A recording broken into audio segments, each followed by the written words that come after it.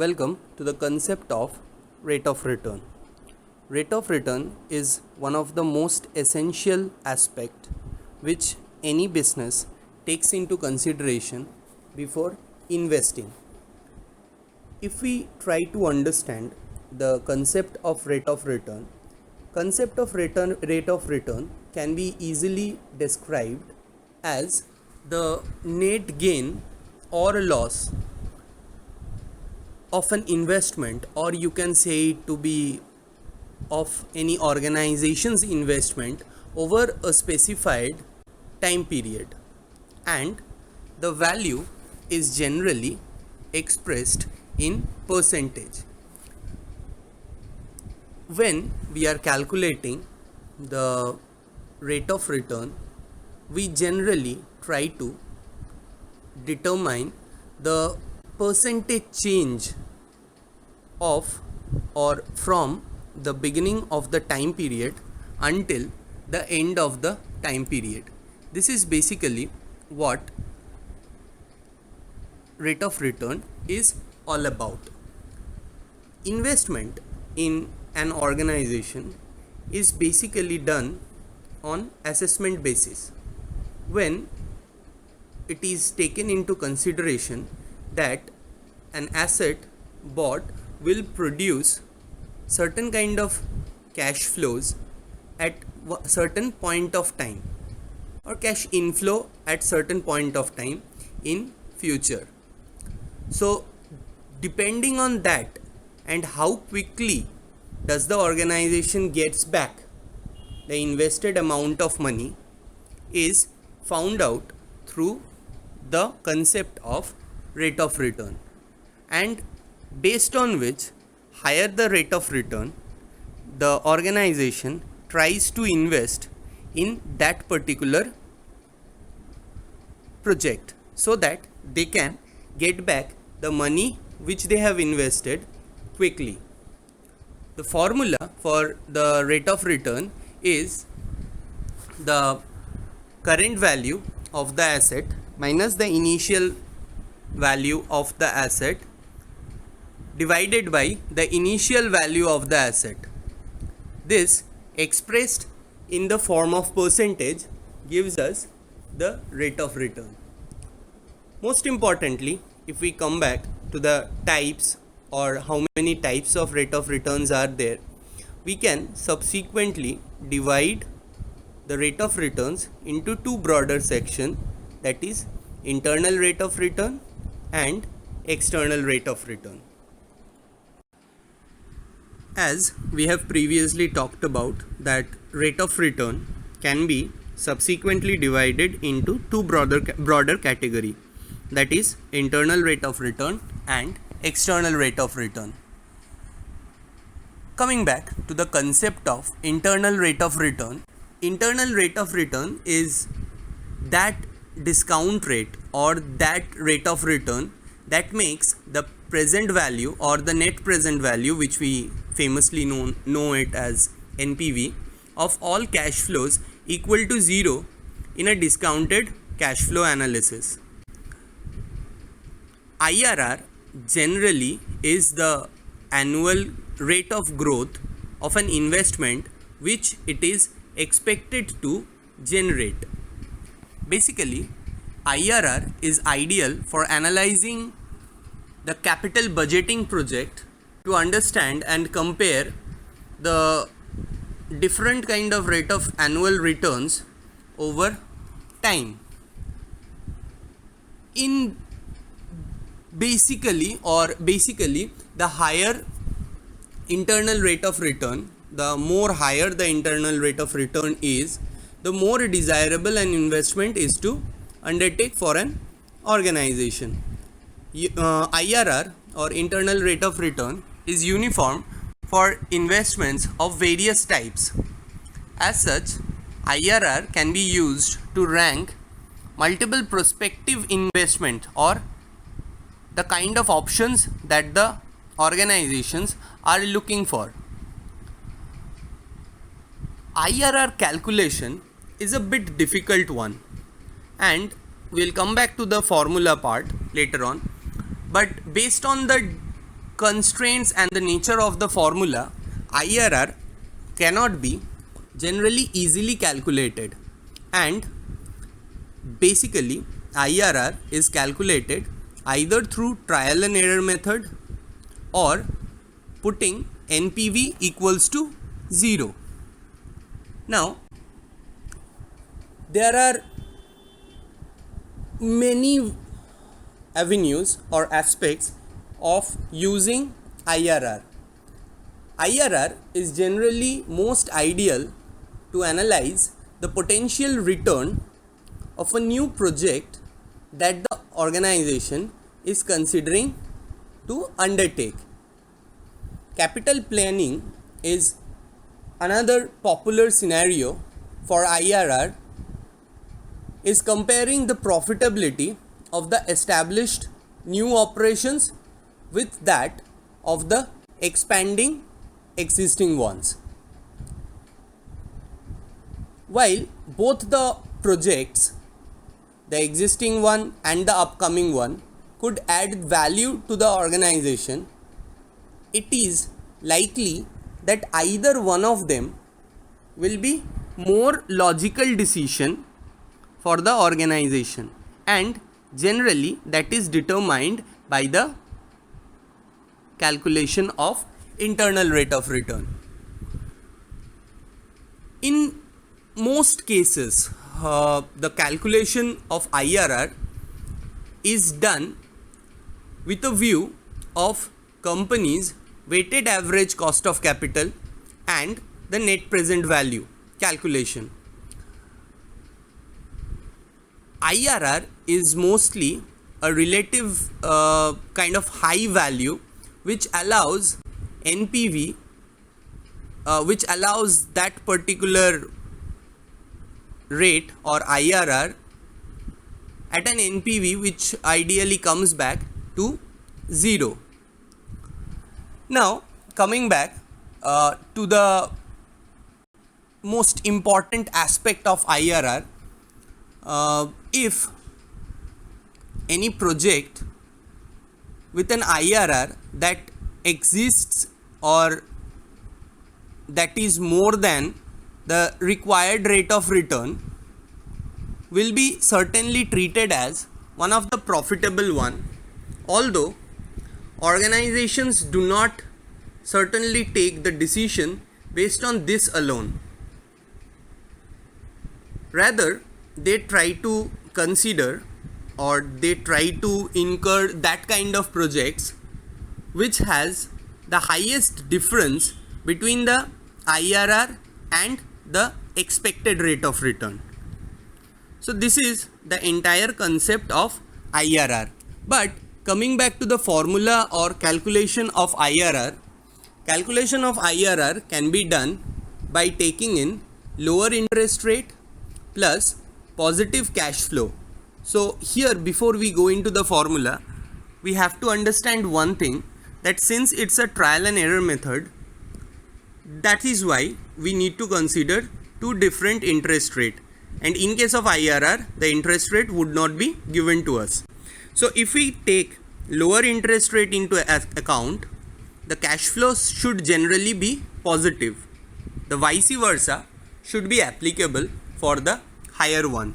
So the formula goes like this: lower interest rate plus positive cash flow divided by difference of positive and negative cash flow, which at the end of the day adds back both the figure, both the positive one and the negative one, into higher minus lower interest rate, and this entire term is described or calculated in percentage.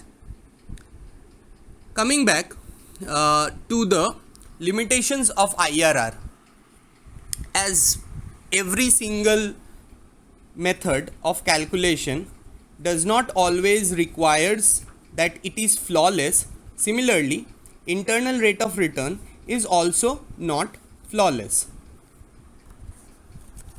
As I said, the comparison of different IRRs can hide the fact of differences in the absolute size and the profitability of the investment project.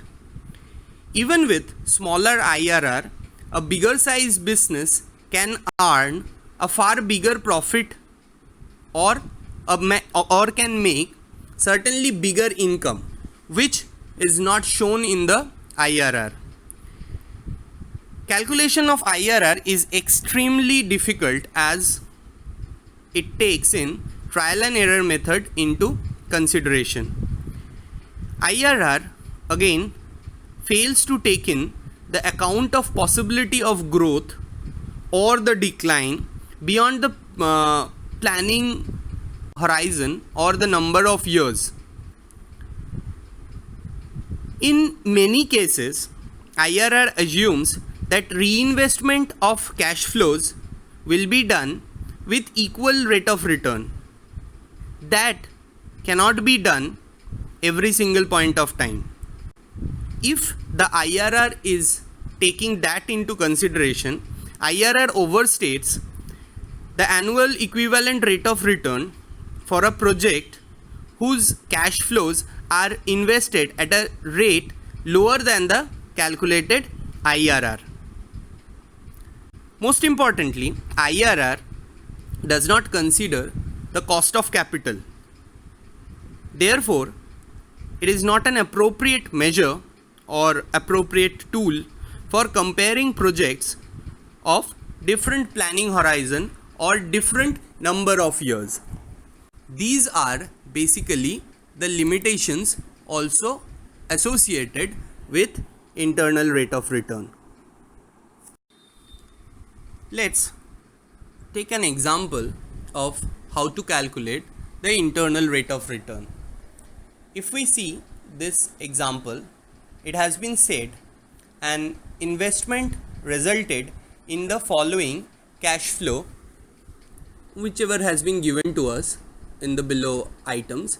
We have to compute the actual rate of return or the IRR. Year and relative cash flows has been given to us, that is 0, 1, 2, 3, 4. Year has the relevant cash flows of negative 700, 100, 175, 250 and 325. Now, if we come back to the solution part here, equivalent uniform annual worth or the exact annual flow will be definitely be equals to the equivalent uniform annual benefit or the cash inflows minus the equivalent uniform annual costs or the cash outflows. For IRR, as we have previously mentioned, it needs NPV to be 0. So definitely now we can easily say that equivalent uniform annual benefit minus equivalent uniform annual cost, if it is 0 at that particular rate at which this entire equation becomes 0, that should be our IRR. And previously also I have mentioned that IRR calculation is mostly a trial and error method. Now, if we try to find out the exact cash flow with taking assumption of interest rate to be 5%, we can do the following calculation. But before going into the calculation, if we take a closer look at the cash flows here, apart from the 0th year or the initial year, we can see that the figures are 100, 175, 250 and 325. And if we further look closely, we can take a constant 100 from each part, and then we can see that the existing rest part is gradually increasing at a constant rate of 75 per year. That means first year it is 100, second year the constant part remains 100 and the changing part becomes 75. So the actual figure turns back to 175. Similarly, from second year to third year, if it is 100 and 75 for first year, the second part again it becomes an equal amount of 75. So we can definitely say 75 is basically the gradient part, and it needs to be turned into annual. So taking into consideration, for the calculation of I equals to 5%, we can easily write that 100, which is our cash inflow, plus 75, which is the gradient part, which should be turned into annual worth using the formula, where taking I and N to be 5% and 4 years, and from it we can easily deduct the 700 initial cash outflow, which can be turned back again into annual worth taking 5% and 4 years. So if we do that, we are basically recreating the formula of EUAB minus EUAC, which gives us a positive figure of 11. Coming back to the calculation again, since 5% interest rate is giving us a positive figure, we should opt to go higher to get the negative figure also. So coming back with the calculation of 8%, or taking the interest rate to be 8%, we calculate the same thing, 100 plus 75, which is gradient turned into annual, 8%, 4 years. From there, if we deduct 700, which is present worth, turned into annual worth, 8%, 4 years, we should get the calculation done. From the previous slide, we had seen that we were taking 8% to be the higher rate, where we had calculated 100 plus 75, which is the gradient figure, turned into annual, with taking I as 8% and N to be 4 years, and from that entirely deducting the present worth of 700, which is turned into annual figure, we get EUAB minus EUAC, which is coming at negative 6. So we have successfully calculated the higher rate as well as the lower rate. So the actual internal rate of return, or IRR, should be somewhere between 5% and 8%.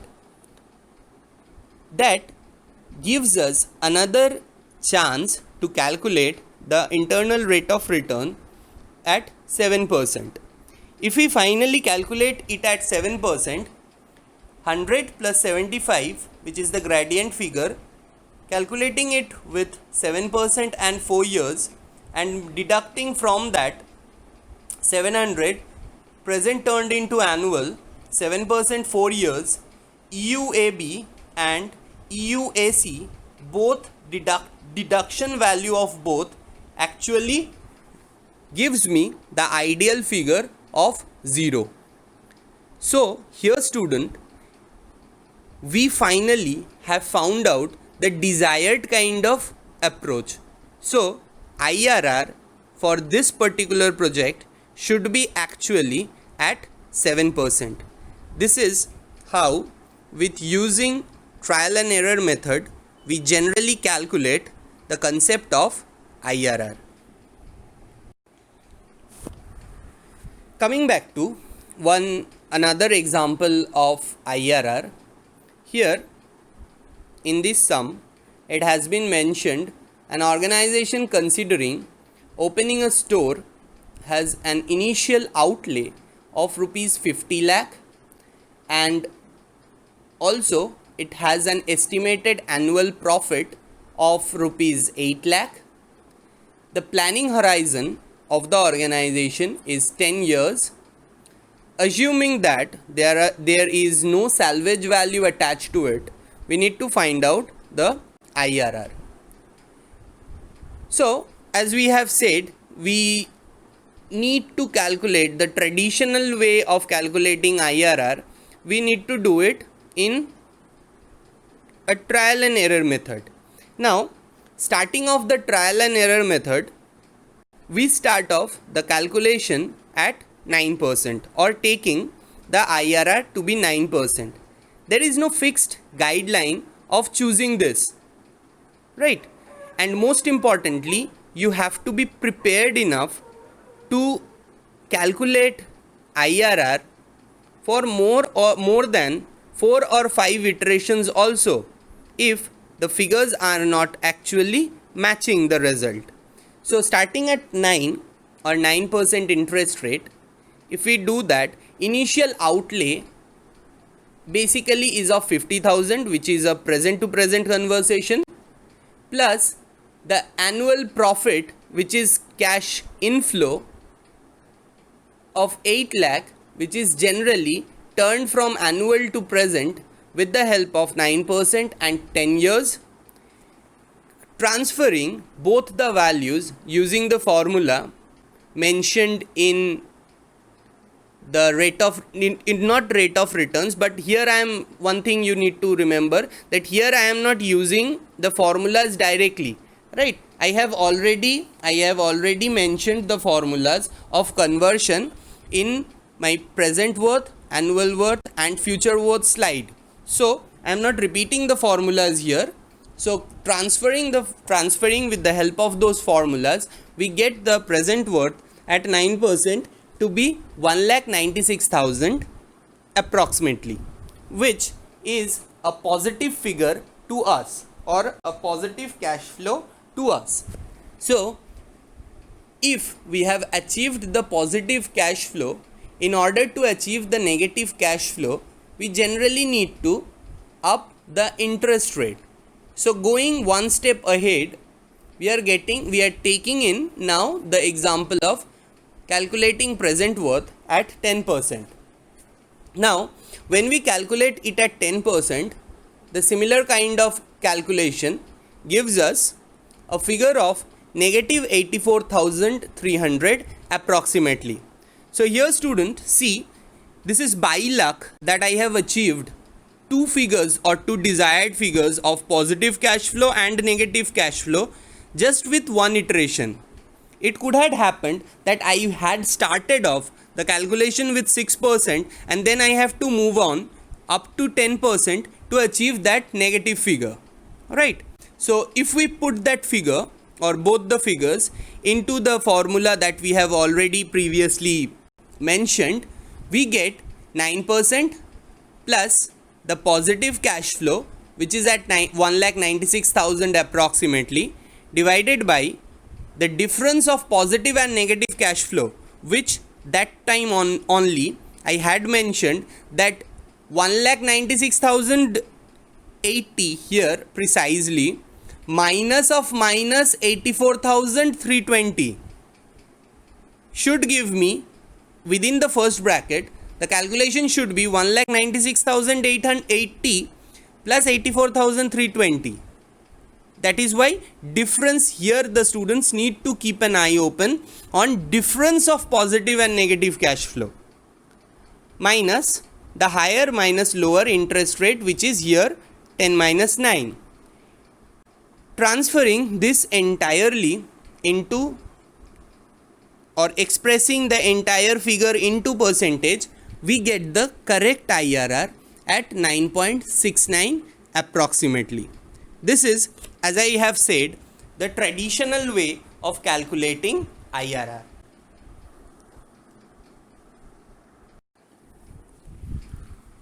Coming back to another example of IRR, a person got a shopping site for lease for 5 years for rupees 12 lakh and immediately rented it out for 5 years at an annual rent of 1,50,000 for the first year, and then with a gradual increase of 1,50,000 per year.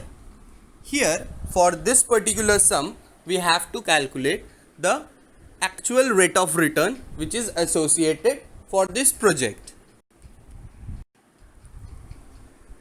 Coming back to the calculation part, if we try to calculate the previous mentioned problem by taking in or formulating a certain equation, the equation should show us that present worth at I%, I is the unknown percentage or the required rate of return that we will be actually calculating. Present worth at I% should be somewhere equal to the initial outlay, which is at 12 lakh, which is a present to present conversation, plus the 1,50,000 which is annually received, and the from the second year itself that 1,50,000 figure was increasing by another 1,50,000 each year. So apart from the first year, the rest of the years, that 1,50,000 should actually be the gradient portion which is increasing, and that gradient part should be converted into the annual worth, taking in the I% and 5 years. And most importantly, this entire part should again be calculated back into present worth, which is now at annual worth, by taking I% and 5 years.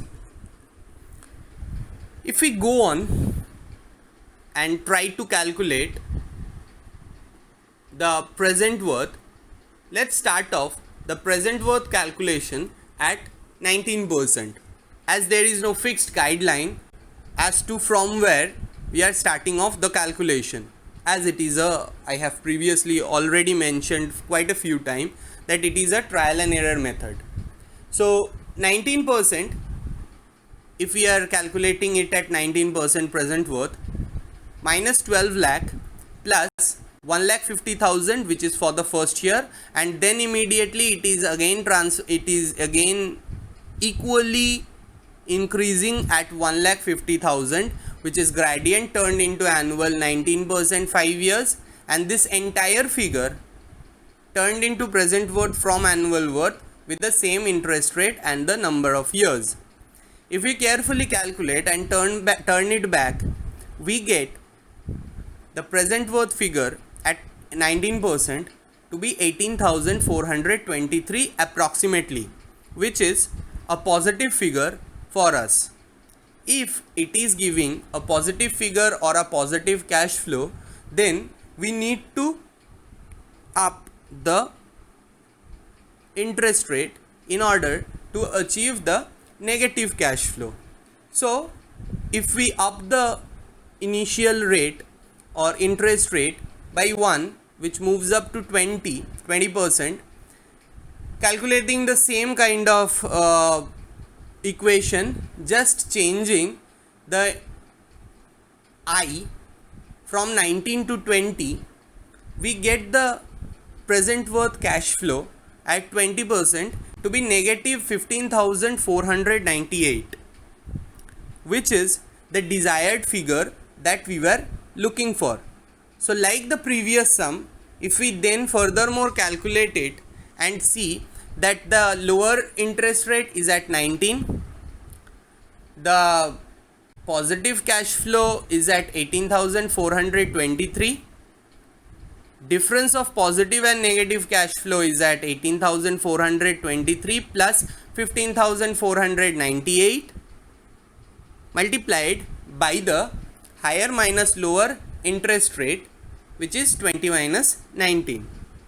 Calculating the entire figure, we get the correct interest rate, which should be ideally between 19 and 20%, is actually derived at 19.543%.